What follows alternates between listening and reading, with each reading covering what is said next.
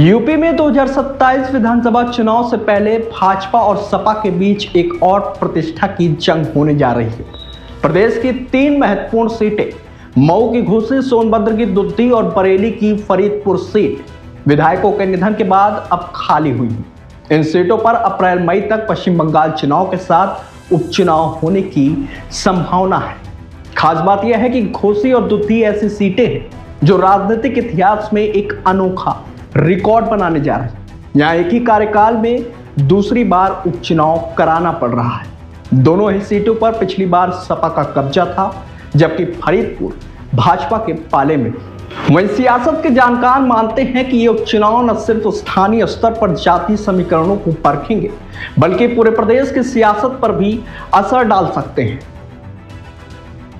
मऊ जिले की घोसी विधानसभा सीट पर पिछली बार 2023 में सपा विधायक दारा सिंह चौहान के इस्तीफे के बाद उपचुनाव हुआ था। दरअसल दारा सिंह चौहान सपा छोड़कर भाजपा में शामिल हुए और मंत्री बन गए थे, लेकिन उपचुनाव का रिजल्ट आया तो समाजवादी पार्टी के सुधाकर सिंह ने 42,759 वोटों के भारी अंतर से जीत दर्ज की थी। हालांकि 20 नवंबर 2025 को सुधाकर सिंह का निधन हो गया। ऐसे में उनके निधन के बाद फिर से घोसी सीट खाली हो गई है। दावेदारी की बात करें तो समाजवादी पार्टी यहां सहानुभूति बटोरने के लिए घोसी विधायक सुधाकर सिंह के छोटे बेटे सुजीत सिंह का नाम घोषित कर चुकी है। यह घोसी के 2 बार ब्लॉक प्रमुख रह चुके हैं, जबकि भाजपा से पूर्व विधायक विजय राजभर दावेदार हैं। क्योंकि उपचुनाव हार चुके मंत्री दारा सिंह चौहान अब एमएलसी बन चुके हैं, भाजपा उन्हें उतारकर फिर जोखिम लेना नहीं चाहेगी।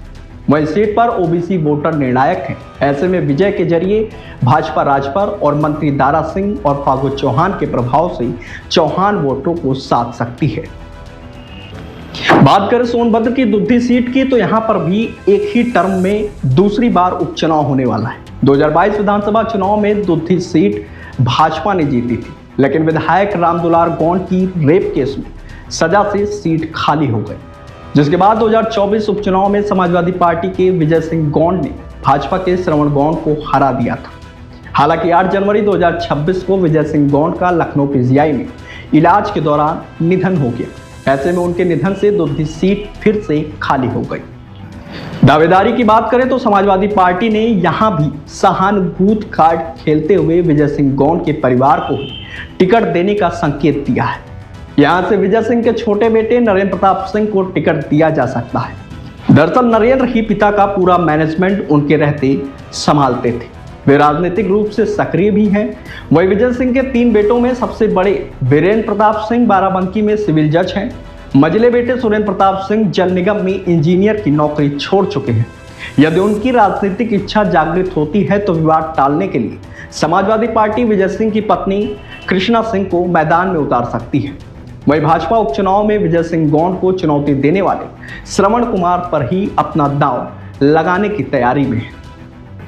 बात करें बरेली के फरीदपुर सीट की, तो यह सीट चेंज की सीट कही जाती है। इस सीट पर कोई भी विधायक लगातार 2 बार नहीं जीत पाता, लेकिन भाजपा के डॉक्टर श्याम बिहारी लाल ने 2017 और 2022 में यह सीट जीतकर परंपरा को तोड़ दिया।